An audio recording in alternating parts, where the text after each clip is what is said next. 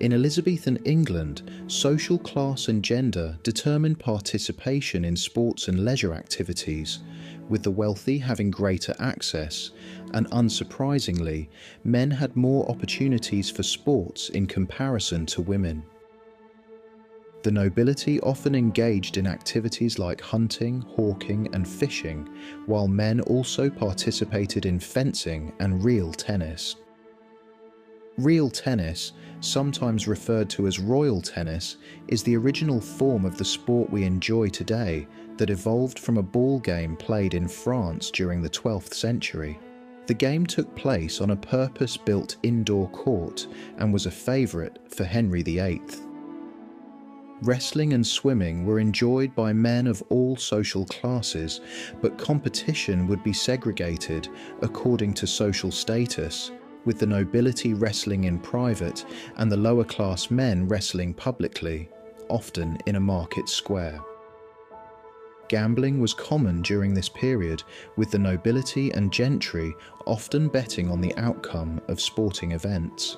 While the lower classes did gamble, it was not as prevalent due to their incredibly low wages.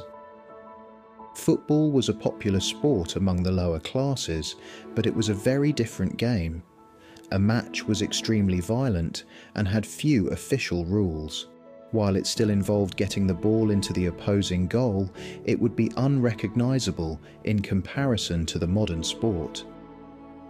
Often local villages would compete against one another with a goal in each. Teams were not equal in size, players could pick up the ball and trip or attack their opponents, doing whatever they could to keep possession and get the ball into the opposing goal.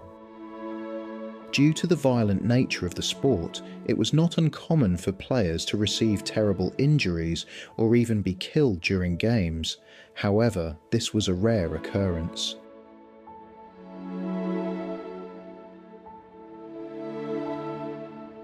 Elizabethans of all social classes enjoyed watching sports and often placed bets on the outcome.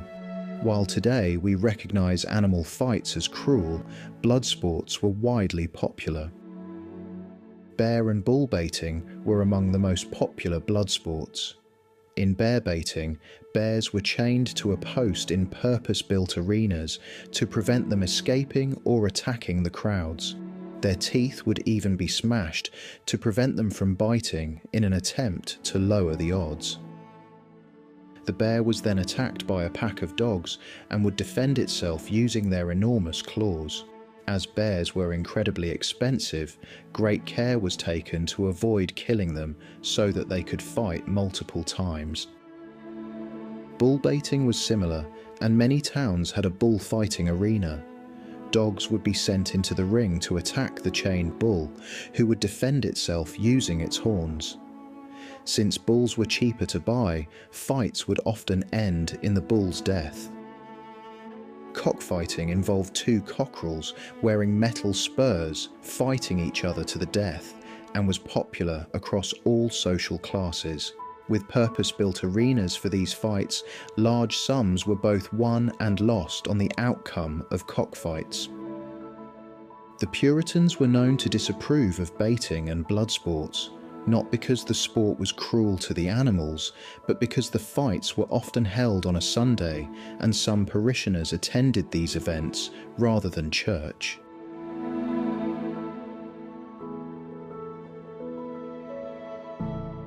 Literature thrived under the reign of Elizabeth, with popular subjects including history, voyages of discovery and exploration. Translations of classical works such as Seneca and Aristotle were also popular among the nobility, who sought to learn from their example. Among the most popular forms of literature of the age were poetry and plays, while revivals of medieval classics, such as Geoffrey Chaucer's Canterbury Tales, were also popular. It was common for members of the nobility to write poetry at this time, and so too did Elizabeth. Theatre underwent a revolution during this period as plays transitioned from religious mystery plays, which portrayed stories from the Bible and depictions of God's miracles, to secular plays, which covered a range of everyday themes, such as romance, comedy, and tragedy.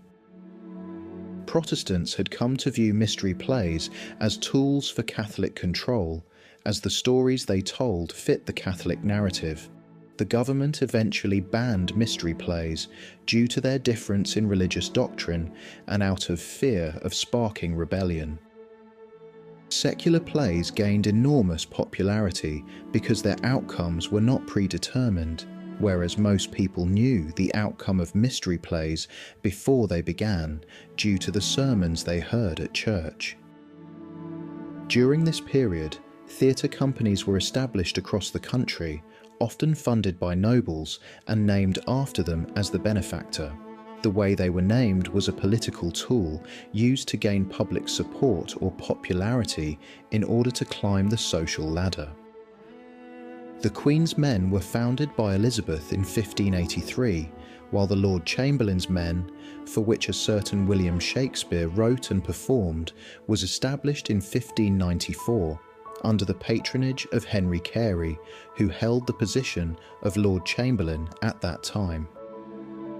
Across London, purpose-built theatres were constructed, the first of which was the Red Lion in Whitechapel in 1567, and was followed by others such as the Rose in 1587, which stood nearby to the modern reconstruction of Shakespeare's Globe Theatre in Southwark.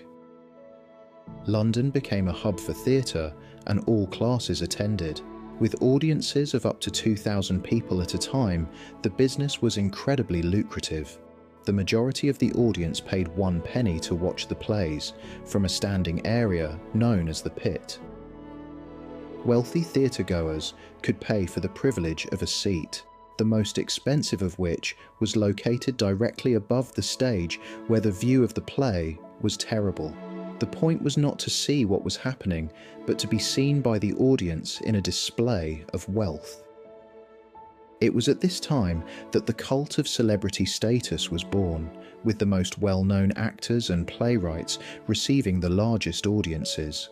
Richard Burbage and William Kemp both performed for the Lord Chamberlain's Men and were the stars of the period. In Elizabethan England, only men were allowed to perform, as it was deemed unbefitting for women. Therefore, all female roles within plays were performed by young boys, who went to great lengths in order to appear to be female.